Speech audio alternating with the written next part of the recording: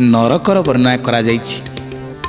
कथा शुणी बेले बेले आपण माने भय करिथिबे ना भक्तबंधु। कौन कले कौन फल मिले? जो गुड़िक विधि निषेध कर्म ताहा करिवे नाही। जदि विधि निषेध कर्म करे तार जो फल आमको मिलिବ ताकू ही पाप बोली कहा जाए। से पाप को भोग करिवार अर्थ होछि नरक। 26 अध्याय भगवान वेदव्यास आम मान सतर्क करने केतक निषिद्ध कर्म को वर्जन करने ये नरकर वर्णना करिसेंति। आसतु तेबे से अध्याय टिके आस्वादन करवा। 26 अध्याय 26 नरक विधान जे पापे जेऊ दंडमान। गोविंद गोविंद गोविंद पदुगळुछि मकरंद। बोल सच्चिदानंद भगवान की आज भागवत टुंगी सहित जोड़ी होता अगणित श्रद्धालु मानक विनम्र प्रार्थना। आम गत काली पर्यंत जो भूल करदे आज ठारू आउ तार पुनरावृत्ति करवानी। क्या आम समस्ते जाचे बाँ हाथ पाप डाण हाथ नबनी कि डाण हाथर पाप बाँ हाथ नब नाई।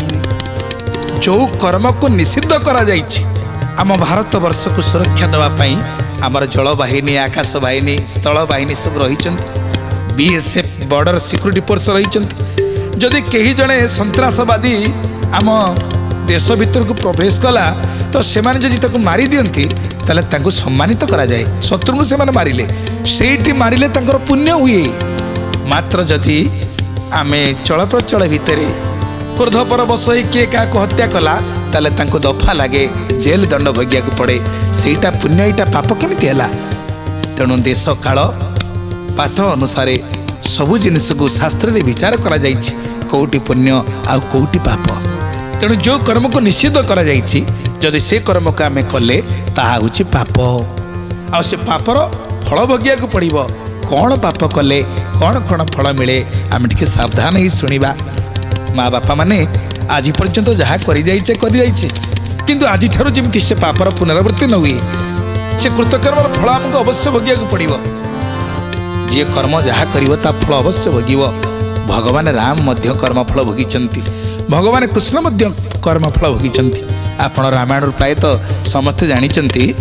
थाई सुधा गुरु वशिष्ठ पंडित नटलीला कर्म गति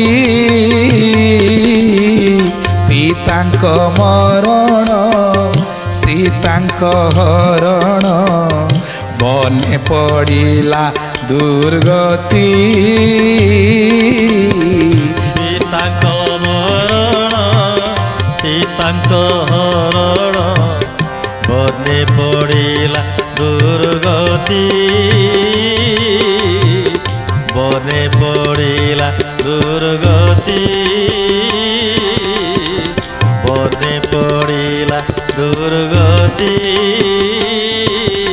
बोल श्याम रामचंद्र की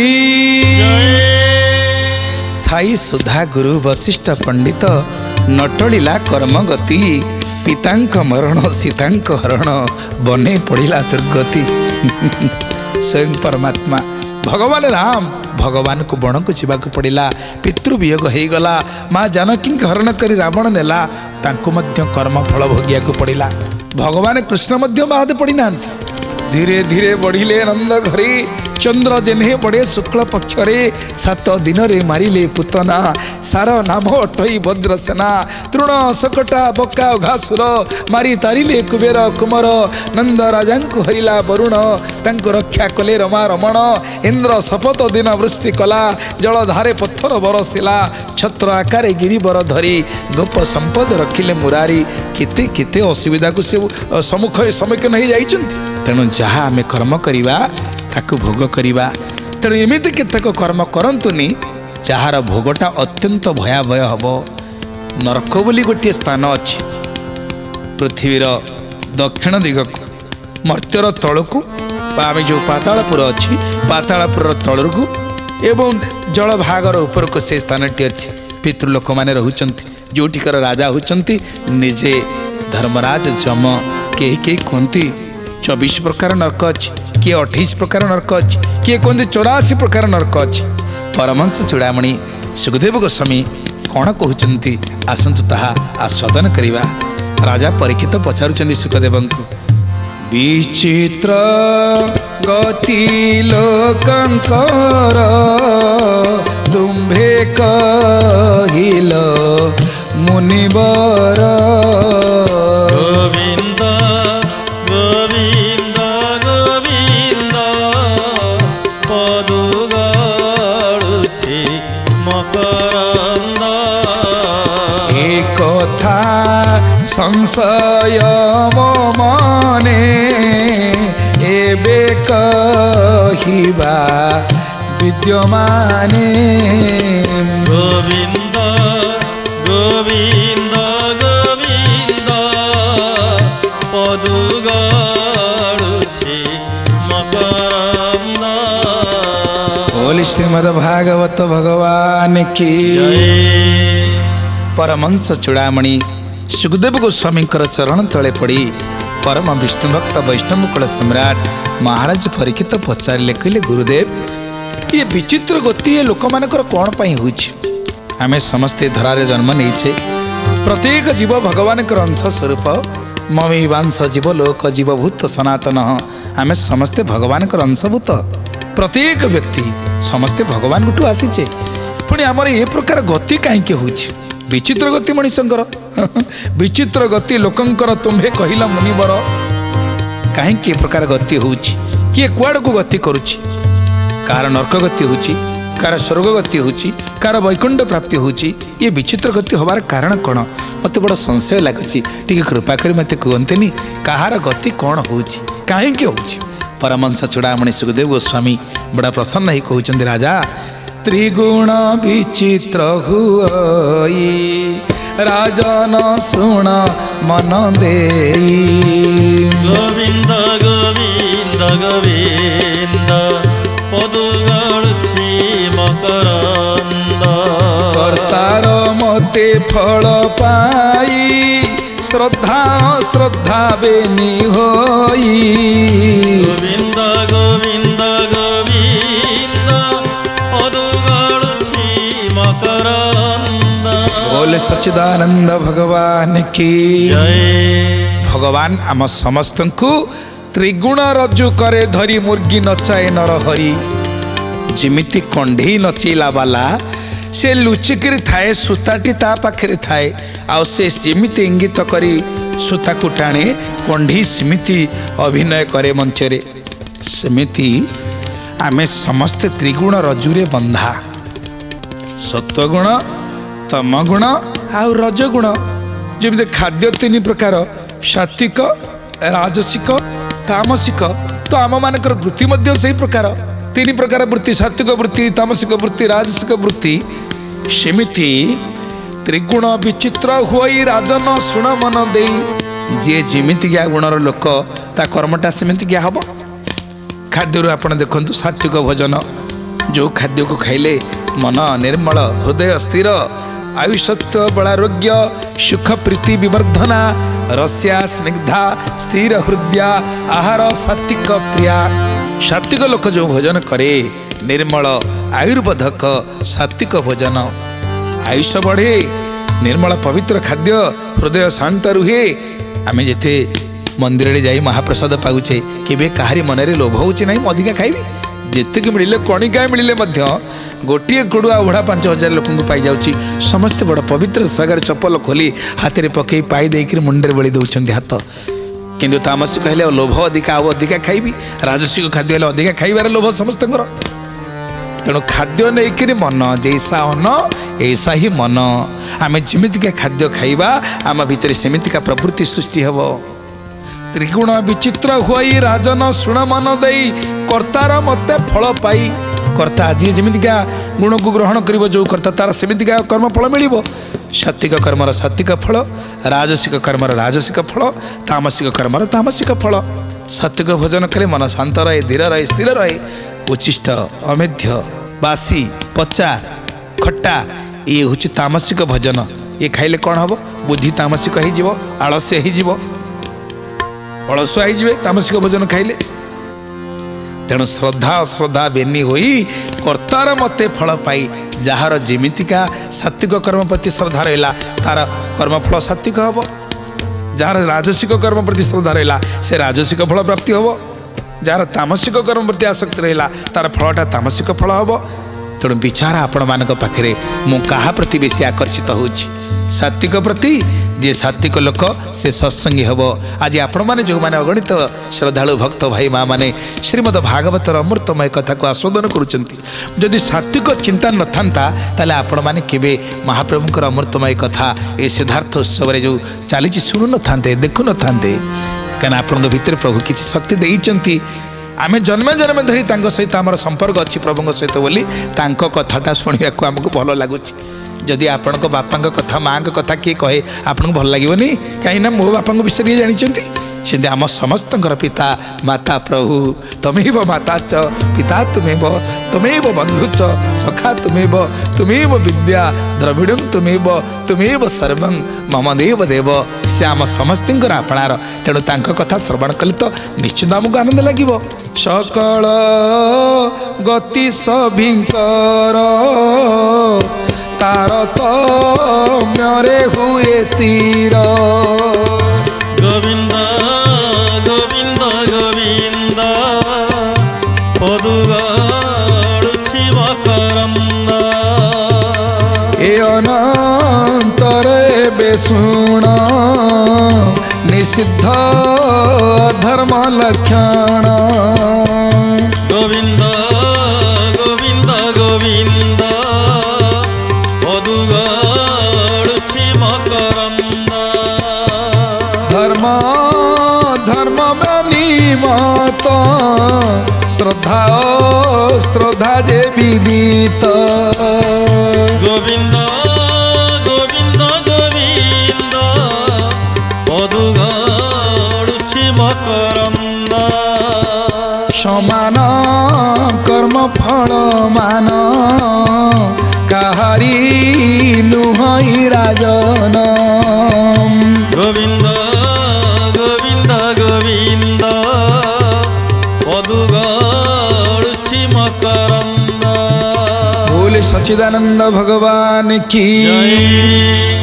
ଆମେ ମାନେ ସମସ୍ତେ ସମାନ କର୍ମ କରୁଥିଲେ ମଧ୍ୟ ସମାନ ଫଳ ମିଳେ ନା। ଆସୁଛି ପରୀକ୍ଷା ସମୟ ଆସି ପହଞ୍ଚିଗଲାଣି। ପିଲାମାନେ ସବୁ ବିଦ୍ୟାଳୟରେ ପ୍ରାଥମିକ ସ୍ତରରୁ ଆରମ୍ଭ କରି ସର୍ବୋଚ୍ଚ ବିଦ୍ୟାଳୟ ମହାବିଦ୍ୟାଳୟ ପର୍ଯ୍ୟନ୍ତ ବିଶ୍ୱବିଦ୍ୟାଳୟ ପର୍ଯ୍ୟନ୍ତ ବର୍ତ୍ତମାନ ପରୀକ୍ଷା ଦେବେ। ସବୁ ପିଲା ତ ଗୋଟିଏ ଶ୍ରେଣୀରେ ପଢ଼ୁଛନ୍ତି।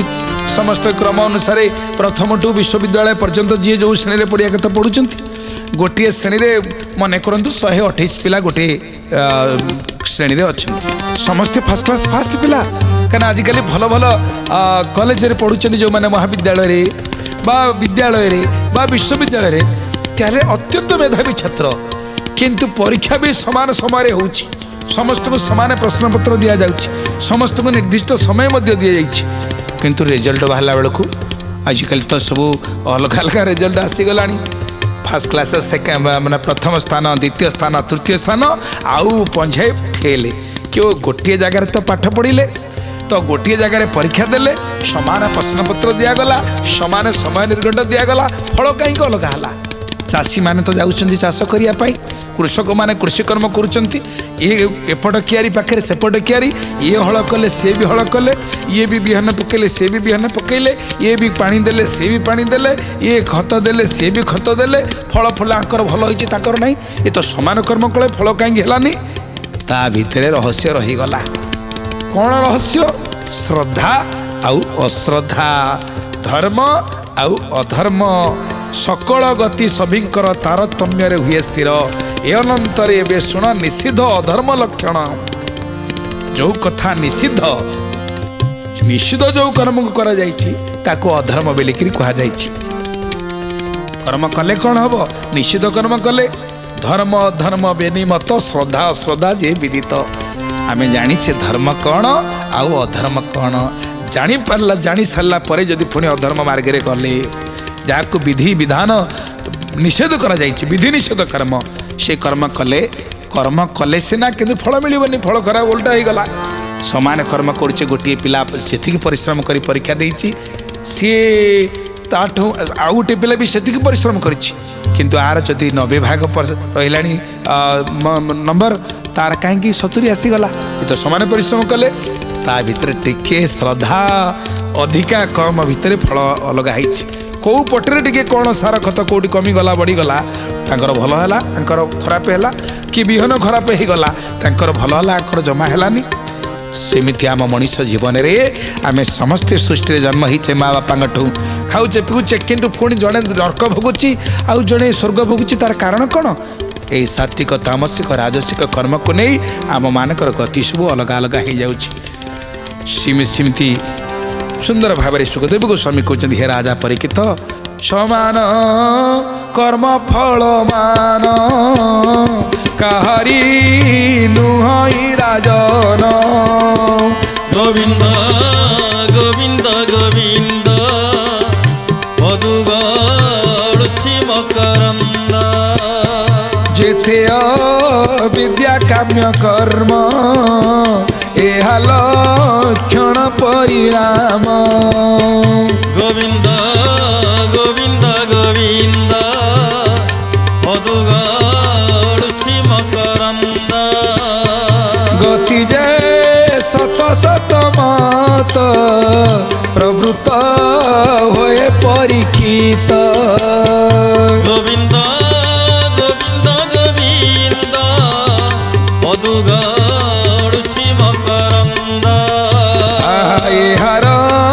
गति अगोचर विस्तारी बनिबु अपर गोविंद गोविंद गोविंद मधुगढ़ुछि मकरंद बोल श्रीमद भागवत भगवान की जय परमंश चूड़ामणि सुखदेव गोस्वामी कहिले हे राजा परीक्षित काहारी नुहई राजन समान कर्म फल मान समान कर्म कले मध्य कर्म फल समान हैला नहीं तार कारण कौन ही पारे कर्मण्ये बाधिकारस्ते मां फलेषु कदाचन आमे समस्ते समान भावरे समान श्रेणी रे समान दरमा देई पढ़िले मध्य समान समान फल प्राप्त हो नहीं आजिकल माँ बापा माने पिला पाठ पढ़ाई कौटी बेसी मासिक दबाकू पड़ुची वार्षिक दबाकू पड़ुची डोनेशन से भली विद्यालय महाविद्यालय पिला पढ़ाऊँ